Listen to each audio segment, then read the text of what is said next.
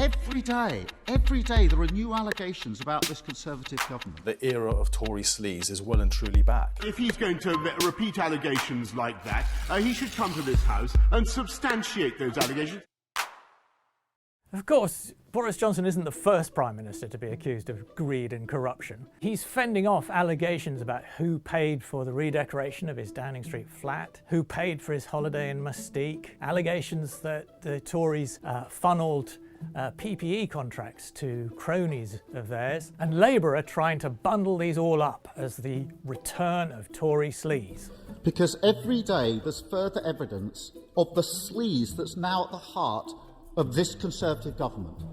It's a common assumption that politicians are in it for themselves, feathering their nests. It goes back to things like the Cash for Questions scandal under John Major, when Tory MPs were taking cash in brown envelopes to ask parliamentary questions, right up to the expenses scandal, which happened when Gordon Brown was Prime Minister and really tarnished the reputation of politics generally. But I suppose the question is, how do they compare with what Boris Johnson is accused of now? Some of them were more serious than others. Taking cash for asking parliamentary questions seems quite low-level sleaze, but it is pretty sleazy. Then there were more serious cases, such as Jonathan Aitken, who was a defence minister, who got an Arab businessman to pay for a stay in the Paris Ritz, which is a clear conflict of interest because he was responsible for arms purchases under the Major government. He lied about it in court and ended up going to jail. Then you got allegations of sleaze under Tony Blair, when Bernie Ecclestone, who was in charge of Formula One motor racing, donated to the Labour Party, and Tony Blair's government appeared to change the policy on tobacco advertising under the influence of that donation. I mean, I would never ever do something wrong or improper or change a policy because someone supported or donated to the Labour Party. I didn't in this case. He got away with it because that happened fairly soon after he won a landslide election, but he had much more trouble trying to get rid of the allegation that he nominated some people for peerages in return for loans to the Labour Party in 2005. Then the expenses scandal in 2009 was a terrible mess. It all happened in a way by accident because Freedom of Information law ended up disclosing how the expenses system worked. It meant MPs were claiming for all sorts of things, some of which they shouldn't have been. Some of them ended up actually going to jail for the more serious offences to do with flipping primary residence and things of that kind. Some of them were very trivial, about buying Twixes to sustain themselves, and some of them actually were very famous, such as the claim for a duck house. So with that historical context, you could ask yourself, how serious are the allegations facing Boris Johnson and his government? There are several different kinds of things that Boris Johnson's accused of. First, there's the Downing Street flat, the redecoration of that. Now, obviously, if rich Tory donors helped pay for it, even if Boris Johnson paid them back, that would have been a loan, and it could be seen to put him under some kind of obligation, and that's why it would have to be declared. But it would have to be declared by the Conservative Party and not by Boris Johnson himself, so he wouldn't personally be liable.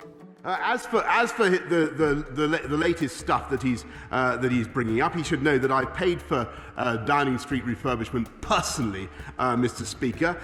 The next category of allegation is the sort of thing that might be investigated by Catherine Stone, who is the Parliamentary Standards Commissioner. It's her job to enforce the rules that all MPs are required to observe. Now, that might include such things as who paid for Boris Johnson's holiday in Mustique.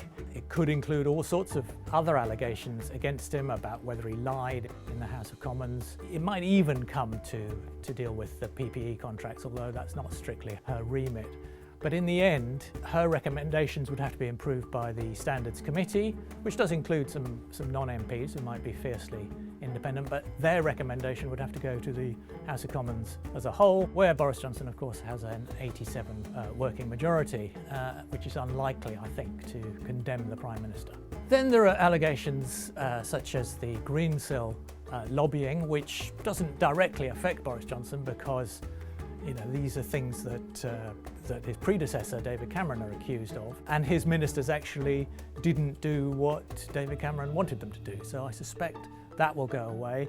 And then there are the inquiries into the handing out of PPE contracts, the so-called VIP lanes, where friends of the Conservative Party are alleged to have gained an advantage. But I think public opinion in the end on the PPE contracts will decide that yes, it was a public emergency, and if corners were cut, then, so be it. Finally, there's the question of the ministerial code, which requires all ministers to avoid conflicts of interest and the appearance of conflicts of interest, as well as the requirement to tell the truth in the House of Commons, which is possibly the stiffest test for Boris Johnson.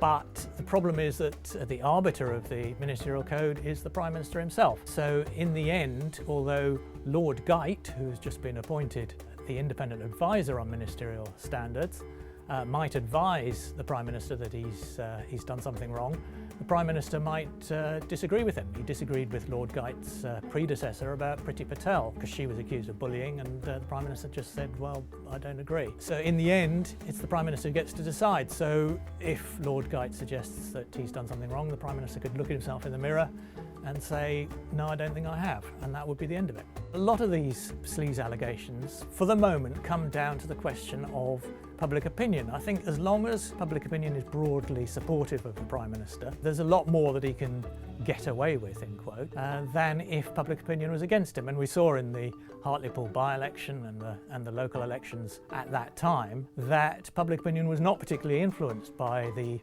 storm of sleaze headlines in the media. So I think if, after the vaccine euphoria has worn off, there are more sleaze headlines of the kind we've seen over the recent weeks, and if public opinion turns against the Prime Minister, then I think his party could get rid of him.